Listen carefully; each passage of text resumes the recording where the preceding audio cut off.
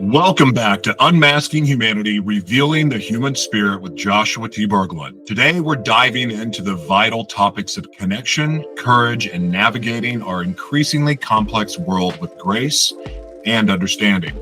I'm your host, Joshua T. Berglan, and I'm absolutely thrilled to introduce you to Meagan O'Nan. Meagan is the author, speaker, and a powerful voice in helping us build meaningful relationships and find common ground, even when it feels like everything is falling apart. Got to read this book. Her most recent book, Held and Free, delves into the heart of connection and courage, offering refreshing and practical perspectives that resonate deeply in her current climate. And she's already working on her next book, which will explore finding connection within our often divisive cancel culture, a topic I know many of us are grappling with right now. Meagan's insights have reached people across the globe, and her upcoming TED Talk, TEDx Belttown Women Talk, launching on International Women's Day, focuses on the crucial skill of how to agree with people, a concept that feels revolutionary in today's landscape. And on a personal note, I'm incredibly excited to share a new venture within the World's Mayor Experience.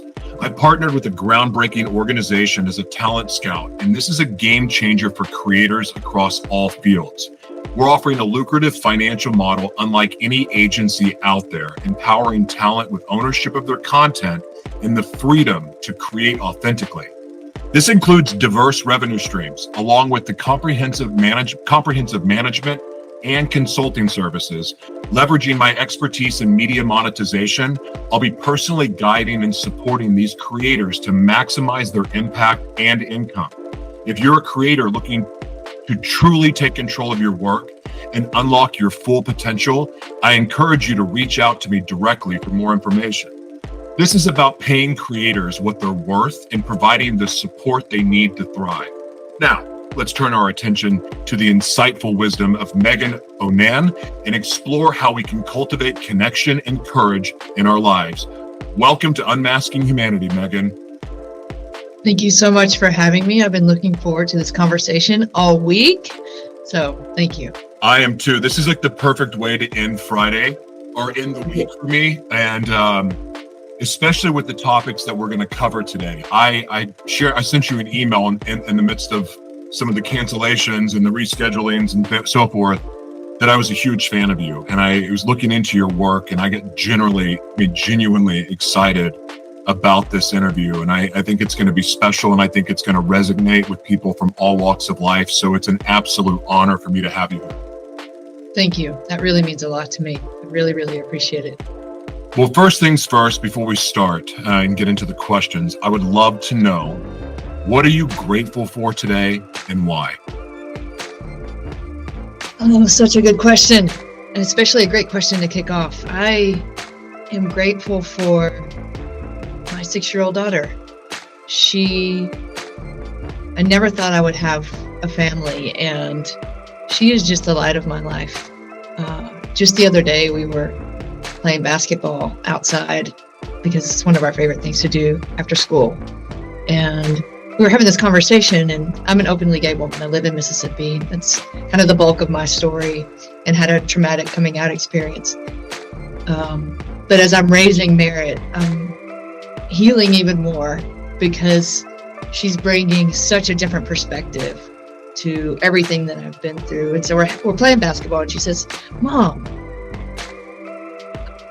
did you know that there's a father-daughter dance tonight at school?" We hadn't talked about it that week. She has 2 moms, and I said, "Yeah, I heard," because I try really hard I try to remain very objective when these things come up, because I don't want to put my feelings or my experiences on her. I want her to have her experience and be able to truthfully tell me how she feels, and not what I may or may not be putting on her. And I said, "Yeah, I heard." And she said, "Yeah, my friend told me that I should get a dad because it's fun to have a dad." And I said, "Well, how did that make you feel?" She said, "Oh, I didn't care. I have 2 moms. She should have 2 moms." And she just totally twisted the table for me. And it was just a really meaningful moment. And we have these moments all the time where she just brings such light to these topics that I have really struggled with, and doesn't see an issue or doesn't see a problem. And so I'm just every day grateful for her in my life. She's that bright spot, that person who just has changed me even more. And I know you have kids, so you know the feeling, but yeah, I'm grateful for her. Her name is Mira. That was the most amazing gratitude answer I've had in so long. I mean, that felt sincerely real, and I can't imagine. I wasn't expecting that completely, and it kind of set me back a little bit, because that can't be easy.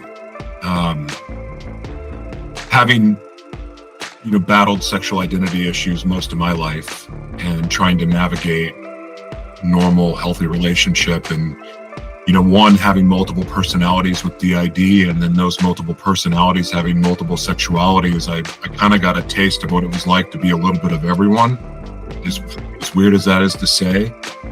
Yeah. And of course, I went through that battle of trying to pray it away and do those other things, but yet the thing I should have been praying for was peace. And when I found peace and just learning to accept myself for the differences I had, I became whole.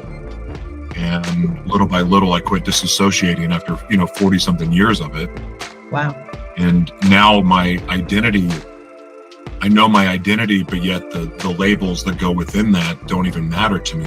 Okay, I don't need to go, I have ASD or DID, or I have multiple sexualities, or I'm straight, or it doesn't matter. And frankly, it doesn't matter. Yet at the same time, I have compassion for people that do whatever however they choose to identify, even if it's straight. Okay, there's a compassion there for that, because I often wonder how many people wear labels just to try to please the people in their lives.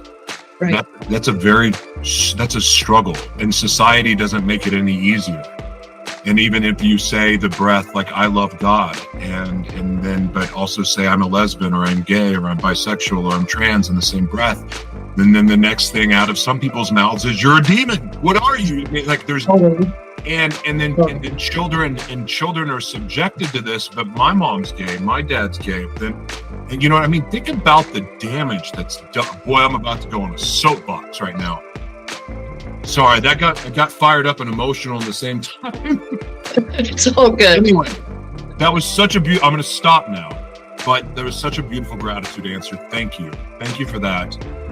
Yeah. And maybe some other questions about that will come up, but I would like to get into the questions now. Are you ready? I'm ready. Right. I'm ready. I love the passion. Let's go. I get fired up about these things. Go. Right. Meagan, your book, Held and Free, explores connection and courage. What inspired you to delve into these particular themes? And what is the core message you hope readers take away about cultivating both in their lives? Ooh, good question. So in 2004, I was outed by an ex-boyfriend, and I was in college at the time. And I had been hiding in the closet with a girlfriend for about a year. And after I was outed, I had experiences with the community I was in. I was at Mississippi State, where I was also a part of the Fellowship of Christian Athletes, where people were coming at me, calling me a hypocrite, telling me I was going to go to hell, that I was a sinner, all the things that I was disgusting and that I made them sick. And in this very long day of being outed, I also had to come out to my family because I didn't want someone else to tell them. Yeah. And it wasn't a good time in Mississippi to be gay, right? And my family was scared. And we were talking about labels a little while ago. And I just remember sitting in the chapel with one of my mentors who had been one of my FCA, Christian Fellowship mentors, and him just quoting Bible verses to me. And I remember having that moment on that day when it was so painful and tumultuous and horrible, where I realized that the thing clicked in my mind. I was like, oh, wait, no, I'm not Meagan to them anymore. I'm this label, and this label is bad. this label is bad in their view, and I can't fix that. There's nothing I can do. And that's when I realized, okay, I have to do my own inner work. I have to survive this moment. I need to get through it. I need to get out of Mississippi. I need to build myself up, build my confidence, and find myself and love myself and make myself whole, right? Because that's my job.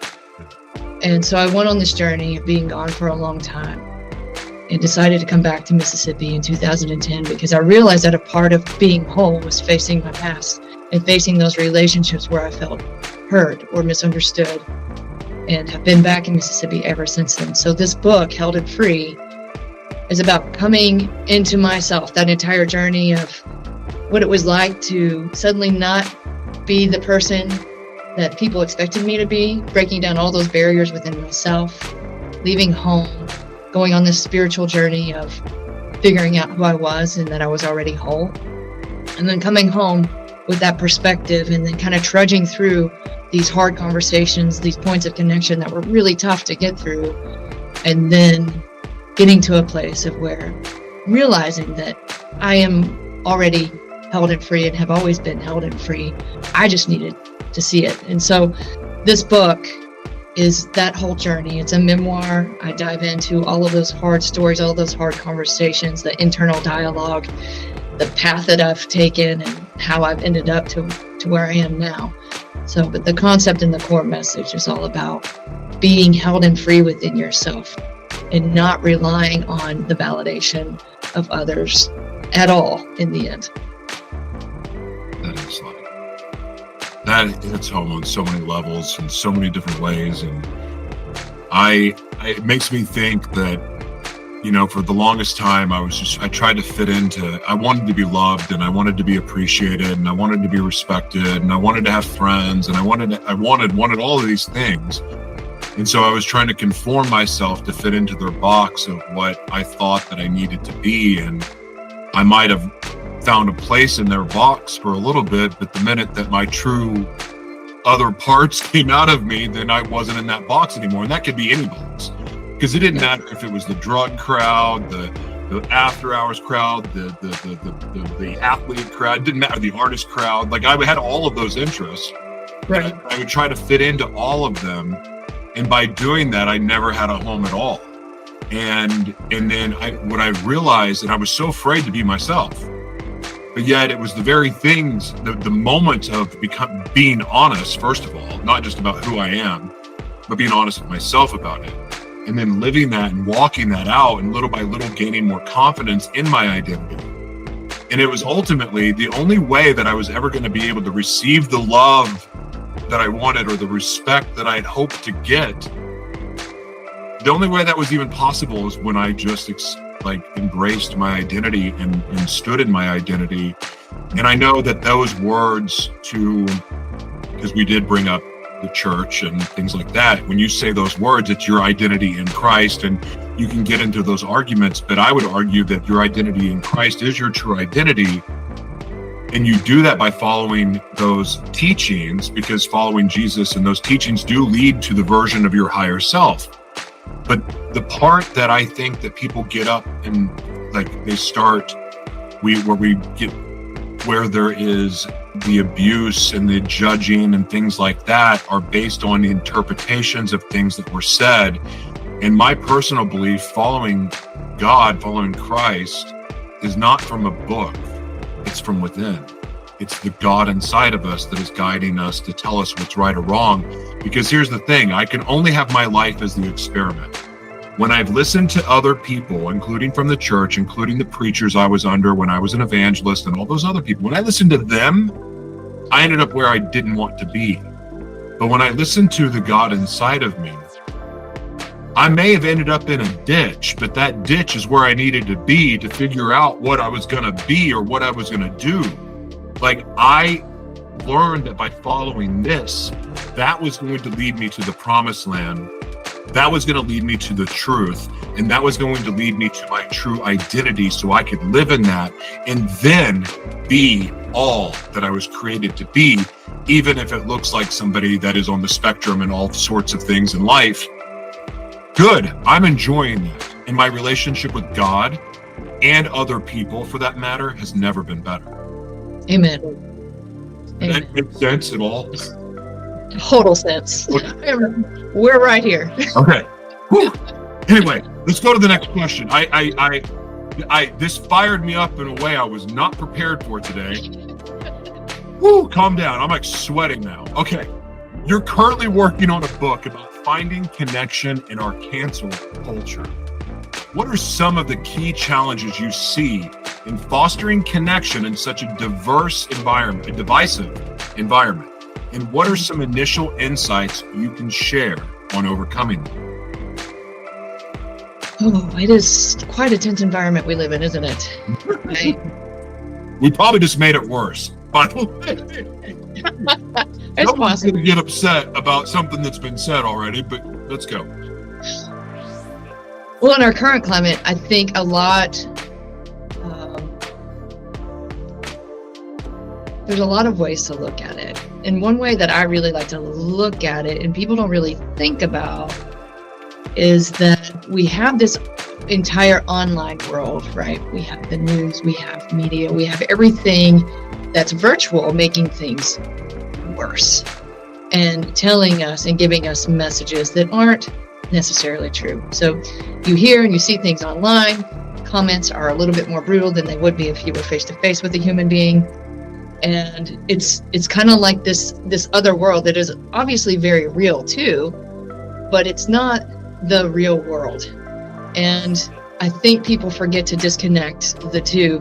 And what I see when I go out in my community is when I'm dealing with real people and working on real conversations, people typically are going to meet you there in a way that's present, in a way that's a little bit more vulnerable, a little bit more open than they would in this world that we find ourselves in all the time. And what I tell people is that, hey, this, you may think it's more divisive than it is, but it's really not. Look in your community, look where you're spending your time, look who you're with, look how these relationships are actually, I can go into town. I live in a red state, right? I'm very different than everybody here. I walk into a room, I probably make everybody uncomfortable. I really don't care. But we get along. We have trust. We have respect. We're able to coexist. We're able to love each other. And I don't think people are not giving that possibility that much credit. I think it's better than people think it is. And I think we need to come to realize that that's the truth and not the truth of, yes, it's divisive, but it's not as bad as we think. I was on a show recently in Canada, and we were talking about this topic, and it was right after, it was in January, I believe. But I was noticing last year during all of the campaigning, getting ready for the election, the county that I live in is half red and half blue. And when I realized driving around, I'm like, oh, there's not a lot of campaign signs in people's yards this year. Like, what is going on? And my interpretation of that was like, oh, well, people, number one, don't really want to say what they think because they're afraid of being canceled, or they're afraid of being challenged, or afraid of being misinterpreted. And number two, they probably don't want to hurt their neighbor's feelings because maybe their neighbor is totally different and they don't want to have that discussion. Yeah. And so I think there's a lot going on in people's heads, and that, yes, there are issues. Not that there aren't. There always have been issues. As long as there's humans, there's going to be issues. But I think it's not as bad as people are portraying it to be in the media and on social media. That's my initial thing, is like, first we have to break that theory, that belief down, and see that there is hope, and to be sure and look into our own communities for that validation, because I think it's absolutely true. Yeah, I agree with you 100%. I'm politically agnostic. And it's gone, both sides have gone too extreme for me. And especially, I study media, and I like in all forms of it. And I know how to do research, and because I'm a journalist at heart. And so it's hard for me to align with either party, because I understand the languages that are being spoken that most people don't understand, especially when they talk about the future. Yeah. And I studied, I listen to what the world leaders say. I follow when they release an agenda. That's what I pay attention to, because that's, if you been trekking the last few years, the things that are happening, it's exactly what the world leaders said. When I started preparing, really in 2013, when the Rockefeller report on the future of business came out, and then 2015 when Agenda 2030 came out, I don't think it's any accident that every country agreed to these changes. So as I'm watching the elections go on, I'm just going, well, a 15-minute city and a smart city is the same thing as a freedom city. So you have the freedom, the 15-minute city people and the smart city people, which are typically on the liberal side of things. They're rooting for that, and I understand why. Yeah. But then on the other side, they're talking about freedom cities. It's the same exact thing. It's just like it's the same agenda. It's just worded different. And so I'm going, all right, I'm not getting in this. I'm just going to, I know what I'm supposed to do in this, and I'm just going to say, and really the other thing too that I've noticed is that a lot of the fighting that's going on is a fighting on the difference of communication styles and language, because really they're ultimately wanting the same thing. Yes. In the end, we're wanting the same things, but because different language is being used, there's all of a sudden this confusion, and we think we're at odds with each other, and that is done on purpose, by the way. The Pentagon has a propaganda budget. Gosh, I'm going to go on another sermon. I'm not meaning to do this, but there's things in place to keep us busy arguing and confused and fighting, so we don't see what's actually going on around us. And my goal with anything, and it doesn't matter if you're gay, straight, you're Republican, you're liberal, if you're trans, it doesn't matter to me. But my goal is to just at least inspire people to start asking more questions. And if something doesn't look right, or you're like, wait a second, I think I heard it last week, I heard them say this, now they're saying this, ask questions about that, because questions will lead us to the truth. Or we may not get to the truth immediately, but I know one thing: when someone's lying to you, they definitely don't like having questions asked to them. So true. Do you have anything you want to add to that, or you want to go to your next question? No, I'm right there with you. I mean, this is kind of what my work in the world is. I talk about the middle ground all the time, being a more centrist perspective, and that throws people off because, obviously I'm a gay person. I should be liberal and, super extreme liberal, and I'm not. I'm very much see things for what they are, and in the same, I ask questions. I'm curious, and everybody has a valid point, and we all have the same needs and wants and fears, and so.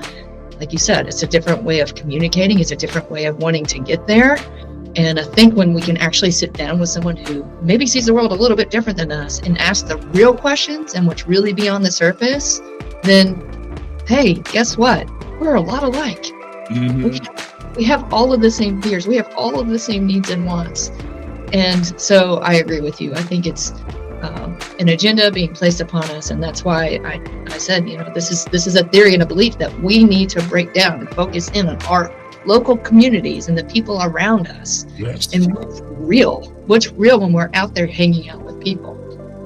Gosh, I love it. I would say, if I was to label my political ideology centrist, is right on. There's a financial strategy that they're not allowed to teach in finance school. I forgot what it's called, but I just learned about it last night. And essentially, it means that if you're the one creating the work, you're the creator of the product, of the service, of that, you should be rewarded more. So it's a creator-focused, and some country does it. It's known after them, and I wish I could remember what it was, because I just learned about it last night. And I was like, wow, isn't that interesting? Because we're in a creator's economy now. And with all the jobs going away, the only thing available will be what we can create. So that means we have the power to take control of our destiny in this new system. So I'm very excited about that. Okay, I don't know if the conversation we were just having, it was a nice segue for this next question or not, but I think it is. Your upcoming TEDx talk focuses on how to agree with people. I'm wondering if you use that on me just now. In a world where disagreement often leads to conflict and disconnection, What are some practical strategies you've discovered for finding common ground and fostering understanding? Oh, good question. So my TEDx talk launched March 3rd. It launched prematurely. And the title of it is What to Do When You Disagree with Someone You Love. Ooh. And it's all about my journey of my coming out experience, which I've already shared. And then I talk about people, coming to me and saying, Meagan, I love you, but I disagree with your lifestyle, and how I kind of move through that whole dynamic, and how I was able to navigate those kind of awkward moments. And then there was one important story, which I'll share now. My mom and I had been very close before I came out. And after I came out, she was very emotionally distant. And we really struggled for many, many years. And after I left Mississippi, it was easy to kind of keep our distance because we were at a distance. Once I came back home, we still really struggled. And it was to the point where I was like, okay, she does not understand me. I do not understand her. How can we bridge that gap? How can we come to a place of meeting and love and respect where we can just move beyond all of this? Yeah. And I got this idea to go back to the beginning. And I asked her, I said, will you write a letter and I'll write a letter to you about my coming out day and what our experiences were. And then let's exchange letters and then let's have a conversation afterwards. And so I wrote this letter to her about my experience, how I felt rejected, how I didn't feel supported, how, what my experience was that day, because she didn't know everything I'd gone through that day. And then she wrote a letter to me about her fears and how scared she was for me and how she was losing her best friend to cancer that day and all these things I didn't know were going on for her. Oh my gosh. And so after I read her letter and she read my letter, we were able to both see that we were both just really terrified, really afraid of the future, really afraid of the unknown, how my life was going to look and what that meant for myself, our family. And we were able to meet in the middle around fears, around what we were afraid of. And somehow that clicked for me and that clicked for her. And we were able to see that we agreed on something foundational, a point of human connection, right? Mm-hmm. And then we were able to get to a place where we could move on, and we didn't need to see the world the same way. We didn't need to agree on everything, but because we understood beneath the surface what was really going on with us. So that conversation was kind of the catalyst for how I handled conversations going forward. And what I say in my TED Talk at some point, it's like, we need to get to a point to where we're just more vulnerable and open with people from the get-go and just say, hey, this topic is really important to me, but I'm afraid of this, or I'm afraid of that, or I'm afraid you won't see me or you won't hear me. And just being more open with people before we enter these conversations so that we can get a point of human connection. And I think fears is just a great way to do that. And so that's been a great tool for me. And most of the time, I would say nine times out of 10, when I'm in those tense conversations, it really does work. It really opens that door. It allows people to see you for who you are and not the label they've created or the label that has been created, and have a real and honest conversation. That is really beautiful. And it actually hits home in a current situation that I have. And that makes, I like that, because when you hearing you say that and then realizing like what the disagreement that I had was really about, it was rooted in fear. Like, I understand it just came out ugly on the other side, which is their issue, like in how they respond. Right. That said, I can have compassion and empathy, understanding that now because of the situation. Now, again, there's some personal accountability and other things that need to be taken, but in the end, as far as my part, that's not to me to make them choose to be accountable. But I can have empathy for the situation. So I appreciate that perspective. You know, there's something too like I know that a lot of people have been conditioned based on their religious practice to have an opinion one way or the other about people that don't fall into the traditional gender roles and man and woman and, you know, all that. And one of the questions that I asked a lot when I was in ministry to any pastor that would listen to me, because I was trying to understand, like, if we're all spirits and our body's just dust, and I understand that we have different reproductive organs and stuff like that, but if we're just spirits and we're energy, like, how is it really wrong to be attracted to somebody that may have the same genitalia as you? Because energies attract. I mean, look, I don't know a single gay man on the planet that doesn't like boobs. Like, who doesn't love boobs? Everyone loves boobs. I mean, I would guess the majority do. And so then the other things that you think about, what causes attraction, you really get to it, it's energy.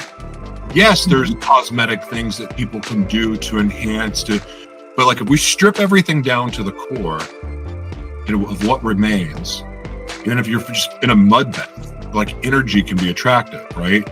So like, I've always asked that question, and I would say probably 80% of the time I'm told to stay in my lane, or I'm given some word salad answer that makes no sense, and I'm going, is that biblical?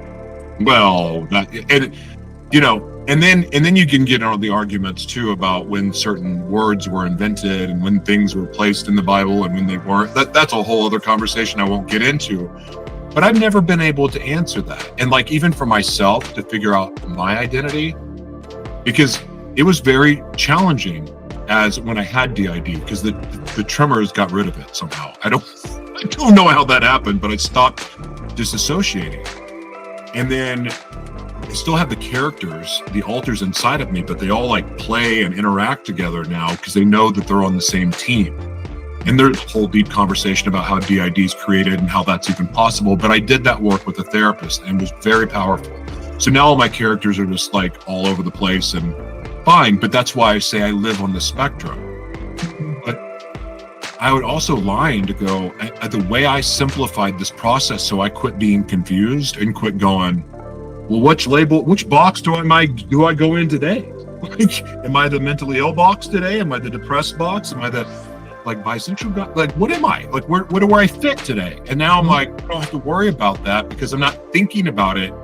I'm just all about the energy now. And that's in all walks of life. Like, I want to put out a loving energy towards everyone that I'm around. I want to uplift people, and that's my focus. If attraction happens in the middle of that, then it happens, but it happened organically, not because something was forced or manufactured or anything else. And I find that to be a very peaceful way of living. And if somebody else has an issue with that, I have no problem now, for the first time in my life, going, that's your problem. It's not mine. I love my life. I'm happy and I'm good with God. I'm doing exactly what God created me to do. What are you going to say about that? You don't need to speak for God. Neither do I. But I can speak for myself and how my life is going because of it. Yeah. Anyway, do you have any that wasn't really a question. It was just like what you said really resonated with me, and it brought up that statement, like, aren't we just energy? Mm-hmm. Yeah, and I mean, I love your journey, and I love hearing about your journey, and I very much resonate with everything that you're saying, because ultimately, I agree with you. It's about coming back to yourself and knowing that you're whole and that your spirit is absolutely perfect the way it is, right? I mean, and I think that's, my journey has been very similar to yours. I mean, I know obviously they've looked very different, but it's just coming back to this sense of self, this sense of being grounded, this sense of being okay with who you are and accepting yourself in that. And then once you've done that, how other people view you or how other people see you or what they say to you or how they want to treat you, it just fizzles, right? Like it doesn't impact who you are. It doesn't impact how strong you are, how confident you are. And it doesn't matter to me anymore if people say, hey, Meagan, I love you, but I disagree with your lifestyle. Okay, good for you. I don't care. It doesn't faze me, but it's been a journey to get there, right? Like, it's been a ton of these hard conversations, a ton of these baby steps, a ton of internal work, and really fixing my own internal dialogue, and a continued self-care routine today, right? Yeah. But getting to that place where we realize we are whole beings. We are whole. Nothing needs to be fixed. We are already there is such a powerful and empowering place to be. And it keeps you from pointing the finger and blaming and being the victim in life. And it's a hard thing to really teach. It's a hard thing to help people through. Everyone has to take their own journey. But it's essentially the essence of my own healing. 100%. Yeah. Gosh, that's good. That is so good. So we'll go to the next question, because this is like a subject that can just marinate in and talk about, because it's a meaningful conversation. But I have other parts of your life that I want to discuss. But like, this has been, I think this is healing, because I'm like, for me, like, I'm only really interested in dating or having romantic relationships with female, but I also recognize that I have attraction that's across the board. So that means for me, like, being willing to have that conversation, the honest conversation of like, this is real for me. And it was a conversation I was always scared to have. And then I would do it kind of halfway. I would like tell some of the truth, but not all of it. But little by little, I gained the courage just to be flat out honest, which took my potential dating field and shrunk it. But isn't that really what we want, is to find the right person for us? And what I've learned in my life, that the more true that I am, not just to myself, but to the rest of the world, then that in itself is going to attract the people I want in my life. I would rather people be in my life for the truth, as opposed to some false notion of what they think I am. Yes. And that for me was the ultimate piece. And because of that, I'm happy alone for the first time in my life. But I'm also have real relationships, like meaningful friendships and partnerships now that I never had before. But they chose me because of who I am, again, not because of what I was pretending or trying to be. And that's a very empowering place to be. Absolutely. I want to go to the next question here, because this one resonates with my original talk show so much. You offer insights on how to turn pain into power and happiness. Can you share your personal experience or a story from your work where you've seen someone effectively transform their pain into a source of strength and even happiness?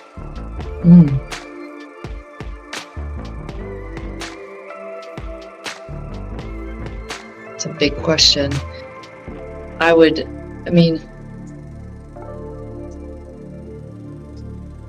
For me personally, how I've been able to transform pain into power is to actually feel the pain. And that's not an answer people like to hear. But it has always been really an important step through any hard conversation or interaction that I've had with anyone in the last 20 years, is that I always need to take a moment to, if I feel hurt, to actually feel the hurt before going back to the conversation. And that has saved me. And it has been a crucial part of my healing journey and getting to the place where I don't feel as hurt anymore. And so I can only speak to my personal journey on that. It's just like that step of letting yourself feel the pain, feel the hurt when someone says something that is hurtful or does something that is hurtful, is to allow yourself to actually stop and feel that, and then say what you need to say to that person or in that interaction or whatever it is. that's when transformation can happen in relationships, but it starts with you, and we have to take responsibility for that. It's a step we like to skip these days. We like to just blame and walk away, and not take that moment in that breather to just acknowledge where we are with things. So good. It reminds me again of all the times of disassociating, and in that time, I cheated, I was abusive, I was a monster. I was everything that is in my book, The Devil Inside Me. I was all of that. And I mean, not more, because I was brutally honest. I didn't hide anything. And I never could stay in myself long enough to feel any of the consequences. Like going to jail, like no effect on me. It wasn't until the 6th time in jail that there was nowhere to run, and I was in isolation. Because I can escape through other people. I could escape because I would get out of jail the next day. Well, this time I'm facing 5 years and there's nowhere to run, and I'm alone in isolation in a psych ward. Like, now what? I think that's where God wanted me, and that's where everything changed for me. But then I still had to heal from GID, which was a journey. I mean, that 10-year journey, that. Yeah. And it wasn't until the tremors started, and then I lost everything. Again, I didn't feel it the first time that I lost everything. When I was homeless before, I didn't feel that. Like, I didn't have that. I didn't feel the weight of any of it. So there was no changing. There's no changing of the behavior, no learning to be a better steward, or being kind, or learning that maybe I shouldn't say that, because I never was around long enough to learn the lessons. Yeah. So when the tremors started, all of a sudden I couldn't disassociate. So I felt the loss. I felt the heartbreak, felt the loss of family, felt the loss of the ability to do what I love, felt all of that. And it broke me down and tore me down to the stubs, where the only thing that remained was the only thing that really belonged there. And guess what that was? God's purpose for my life and why I was created. And that ultimately no one could take away from me, even when it looked like I lost everything else. But in retrospect, I was also able to learn a lot of hard lessons that I'd never learned before. I was able to reflect on things about, I could have done that better. I could have done this. Okay, now I'm teaching myself the lesson, so now I don't make those mistakes again. And so to your point, there's feeling the pain is the only way to change.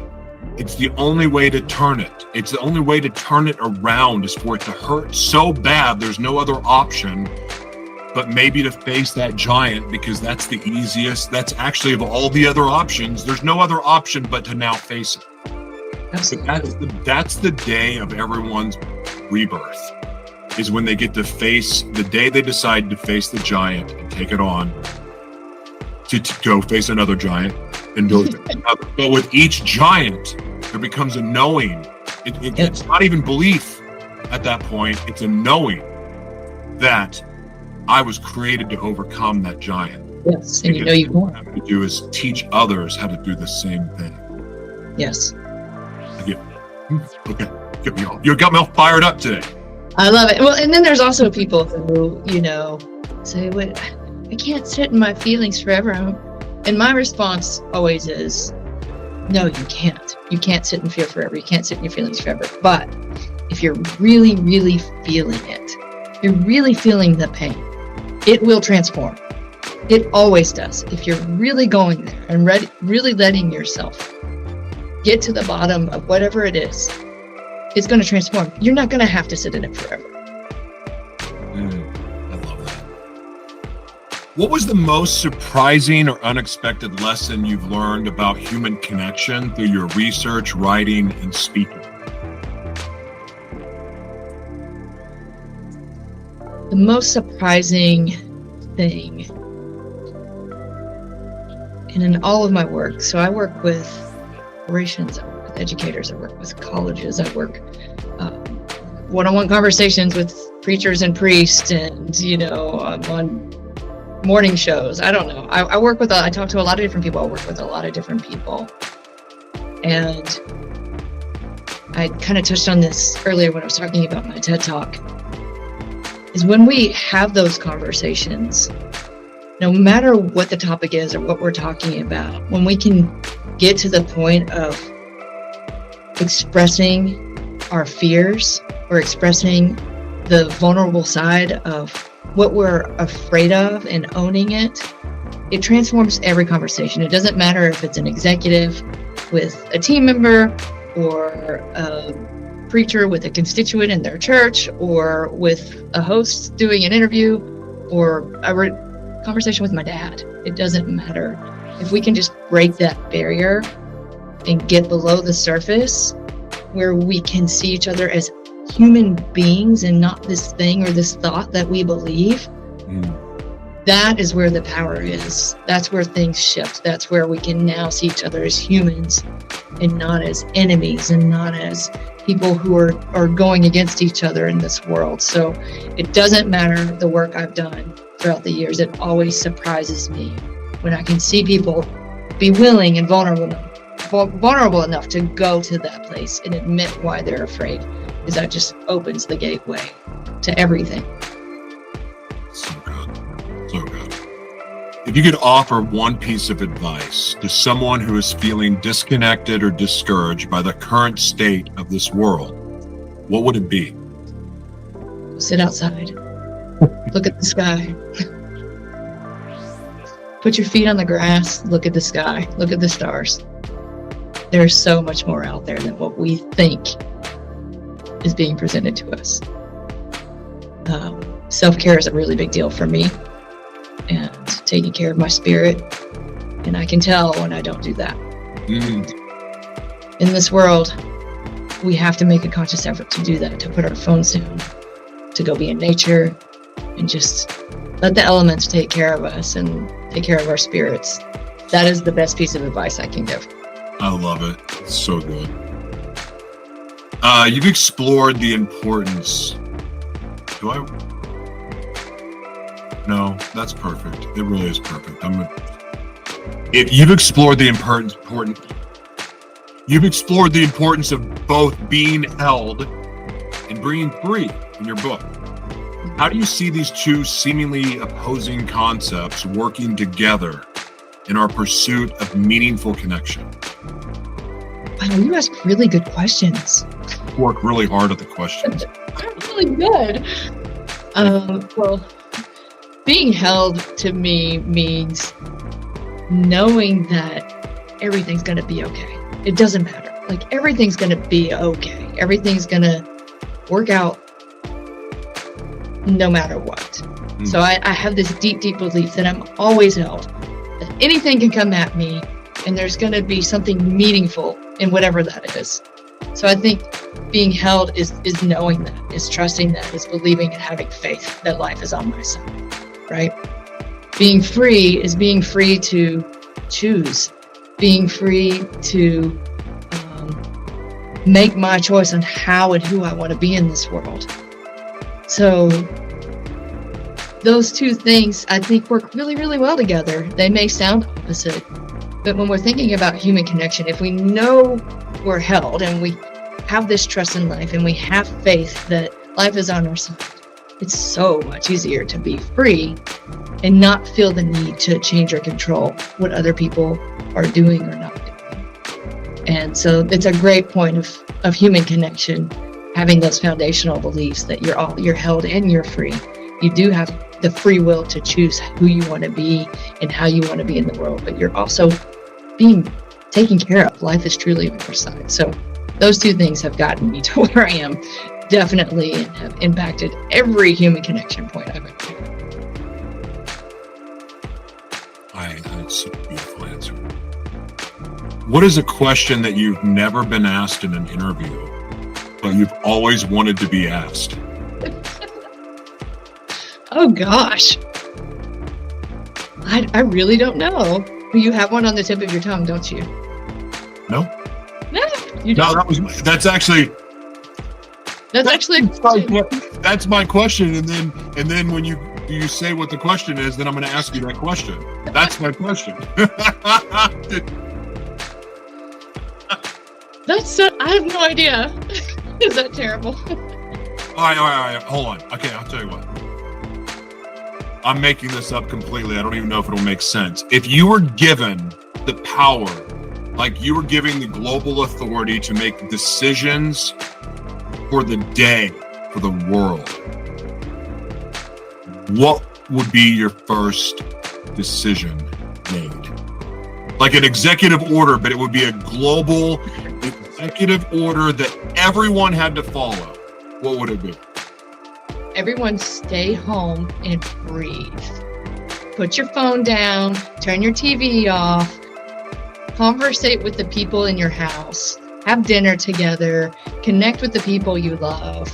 It would be around definitely human connection and just taking a beat and focus on what's really important. Just no technology, no news, no social media, put it all away, and let's have a minute. Let's have a breather. Well done. Well done. This was so unexpected. I mean, I prepared for the questions and I normally have an idea of where things are going to go. No idea. Like I love when this happens. It's so satisfying for me. And I'm grateful for this because I do believe this is an important conversation. And I believe that there's people that are suffering in silence. One thing that I'm very grateful for being open, even though after being very open about my past and putting it in a book, and it's not a secret, you can Google me, and I'm like, that, of course, I have so much content now. I think you'd have to try harder to find, except you'd read my book. It'll tell you all the evil I did. Anyway, my point is this. For as much as my truth scared people away from me, it is awfully gratifying knowing that when crap is hitting the fan for other people and they have nowhere else to turn, the first person they think of is me. And I have been blessed to meet with more like single women that are not looking for relationships. It's not about dating, but in just meetings and in discussion, or they'll come to me and they'll share with me about what they've gone through with their ex-husbands or their ex-boyfriends because of the secrets that they had. And I was known for, my secrets, my double life had a double life. I don't know how that many levels of shady exist, but they are. And I had that world. And it's amazing. I guess the reason I'm sharing this is for men out there that are harboring secrets because maybe you were molested as a kid and you're confused, or maybe you've always had the desires or the confusion. The women that are in your life love you for you, and all they really wanted was you to be honest. And they can deal with honesty, especially if you're loving them. And I promise you, to get what we want in life, we have to be honest about it.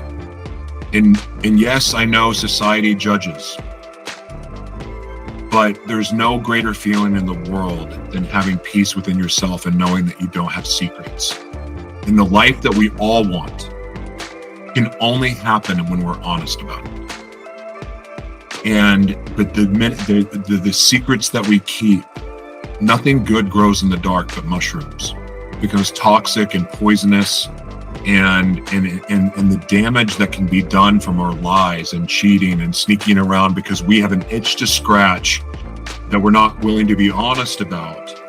The damage that is done, it goes generational. The damage that I cause to people has generational effect. I can't fix those things. I've lived with the consequences every day of the decisions that I made.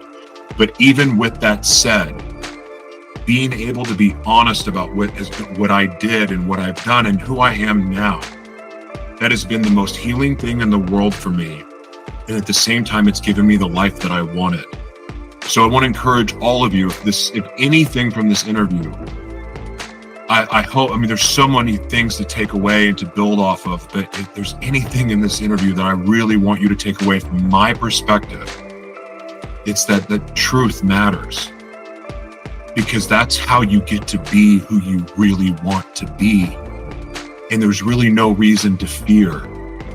and you can have that happiness. And again, even if it's a current relationship, there's people that are committing suicide over secrets. There's people that have PTSD because of secrets.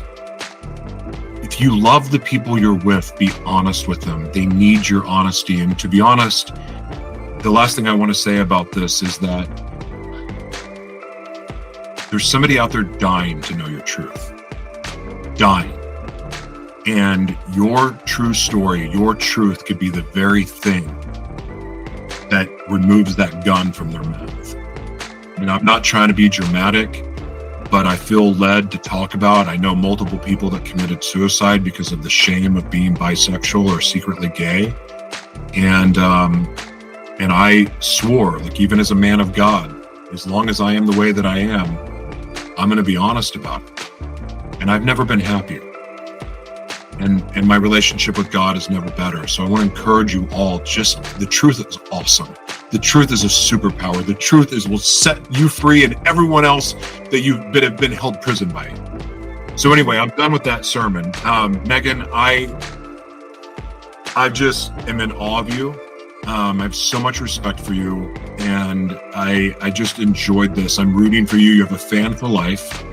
And I would love for you to have the final word, share anything on your heart, plug anything you want to plug, anything you feel led to say.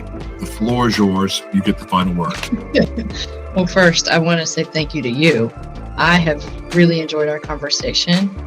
I've enjoyed your presence. I've enjoyed hearing your story. And I can feel that you are free and that you are happy and that you do have that light inside of you that is very apparent. And so I just wanted to reflect that back to you because it's very clear to me. So I guess my final word is simple. To not overcomplicate things. Just to add on to what you were saying, don't make things harder, because they're not as hard as you think they are. They're a lot easier. And things usually work out for the better with honesty. And so, yeah, that's my final word. Just, we tend to overcomplicate things when they don't need to be. And also, my TED Talk did come out 3 weeks ago, what to do when you disagree with someone you love. And this talk is really, really, really important to my heart. It's got like almost 32,000 views so far in 3 weeks, which is fantastic. And amazing engagement, great conversations happening over there. So if you need help working through hard relationships, tough conversations, it's full of actionable items that you can take away. So that's the most important work for me right now out in the world.